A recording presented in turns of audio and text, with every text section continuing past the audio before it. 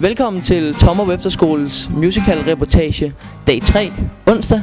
Lad os gå ud og se, hvad folk de foretager sig her midt på ugen.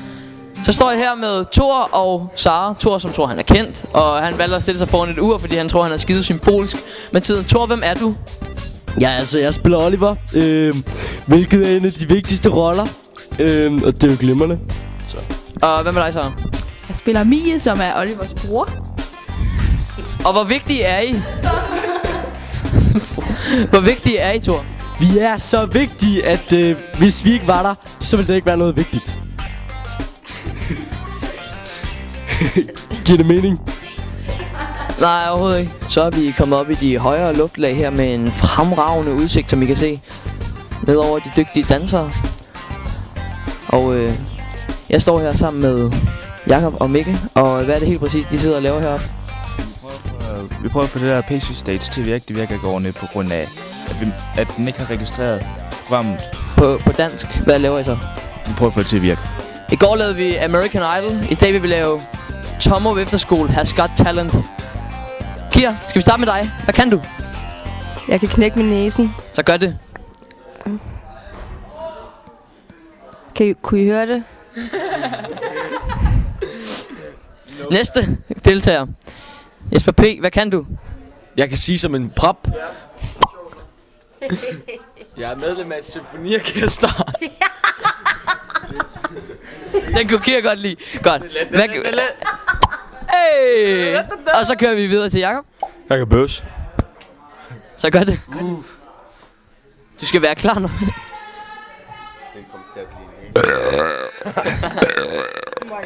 Er du klar? Og så kører vi corners. Det er jo klart det der.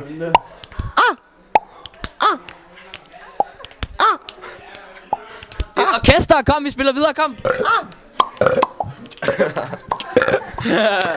Det kan ikke mere.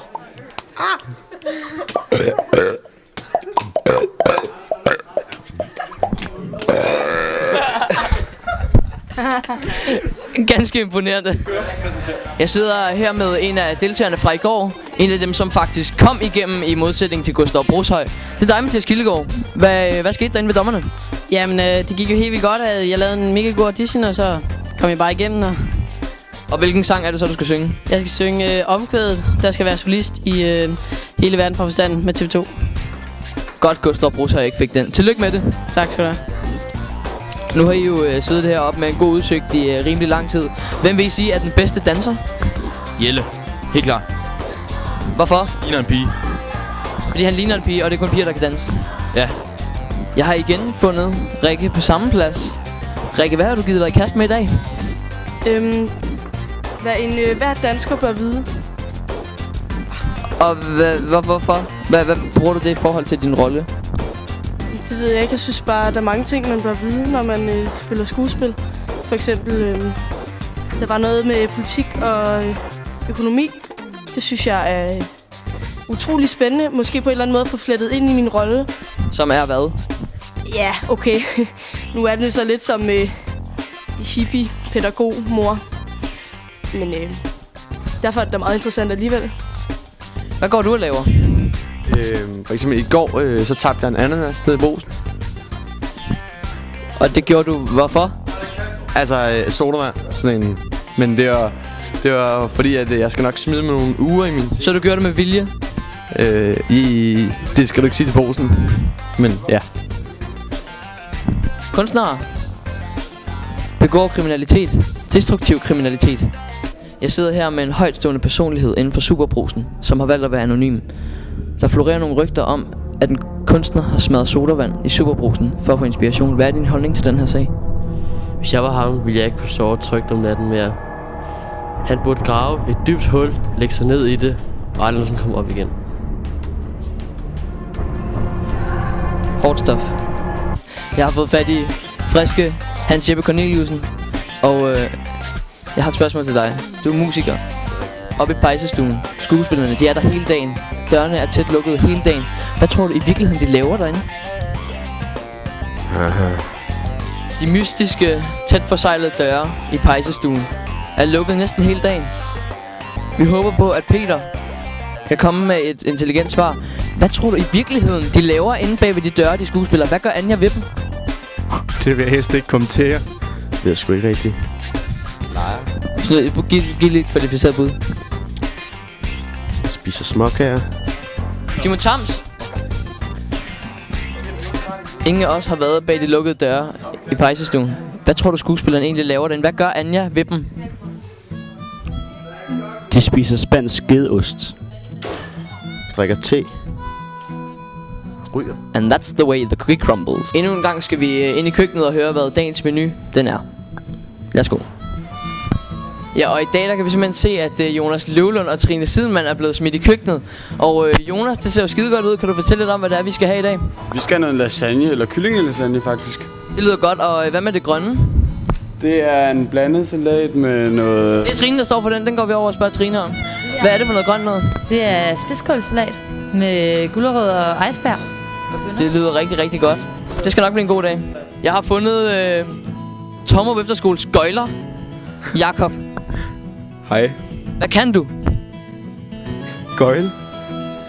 Det vil vi gerne se, Jakob. Vi forventer 3-dobbelt araberflik med 4-dobbelt skrue. Oh, please. Oh.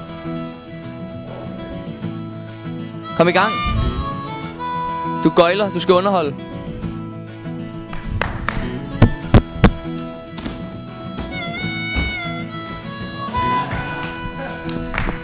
Halsbrækkende gøjlerier fra Jakob. Kyllingelasagne. Det er faktisk meget godt. Godt lide kylling. Det er jo bare fint. Vi skal have spidskålssalat ved siden af. Det er så lidt lort, men kylling og så lasagne, ikke? Det er 2 gode retter. Det er faktisk meget godt. Skide godt. Så er vi kommet ned til danserne endnu en gang. Camilla, må jeg stille dig et meget, meget dybt journalistisk relevant spørgsmål? Minimælk eller lidt mælk? Jeg drikker ikke mælk. En ikke mælkedrikker. Hvad med heroppe? Minimælk. Minimælk. Minimælk. Det er nogle minimælkere, vi har her. Hvorfor? Fordi mælk. Du drikker jo ikke mælk. Du skal ikke svare. Letmælk eller minimælk? Letmælk. Letmælk. Hvorfor? Derfor. Hvis jeg ville drikke vand, så tog jeg kraft med et glas vand, ikke et glas minimælk. Godt. Jeg kan fortælle, at vi skal have lasagne og spidskålssalat til middag. Har vi nogle kommentarer på det? Vi tager bare fra en ende af. Det lyder rigtig godt. Ja. Det lyder fint. Altså, jeg har hørt det kyllingelasagne, og Schmidt, han var utrolig positiv, så det glæder jeg mig meget til. Det er skønt. Altså, det er mig, der lavede det. Selvfølgelig er det godt. Hvad regner I med? Det er Schmidt. Hej. Hej du. Hej. Vi skal have kyllingelasagne. Det er simpelthen gud. Det er noget af det bedste. Det smager. Vi er gået fra ged til fantastisk. Jeg har fået at vide, at Joachims inspirationskilde i dag, det har noget med det her bad at gøre. Jokke, er du derinde? Ja. Hvad går det her ud på? Jeg er bare i bad. Får du inspiration af det? Ja. Er du i bad sådan bare helt spontant alene? Ja. Så der er ikke nogen derinde bagved? Nej. Det er jo løgn. Det er jo munken. Hvilken rolle har Munk i det her? Han er groupie. Jeg står her med Søren Vitek, som siger, han har været inde i vores lille voxbox og lave et åndssvagt indslag. Klip, et eller andet. Hvad har du lavet? Vi har ikke selv set det, nu skal det lige siges. Hvad har du lavet? Jeg kunne ikke finde ud af, hvordan man startede kamera.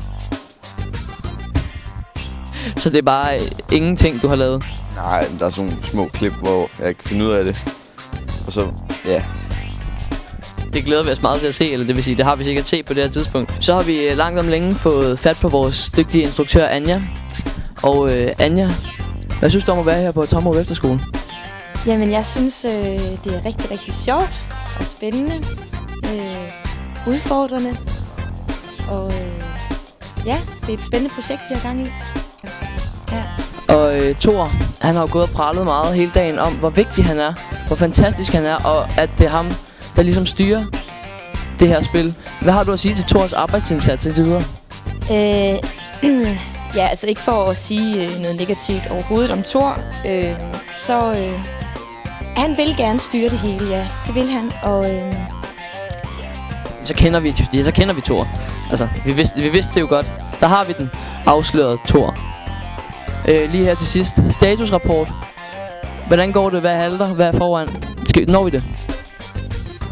Ja, altså i dag er det jo onsdag, og i morgen har vi så torsdag, og der skal vi lave nogle gennemspilninger, og så er det jo allerede fredag. Vi har 2 forestillinger på fredag. Og lad mig sige det sådan, der hvor vi er nu, så langt som vi er nået, vores handlingsforløb er rimelig godt på plads. Det bliver godt. Det ved jeg, det bliver godt. Vi har lige været inde og spille det. Vi mangler en slutning.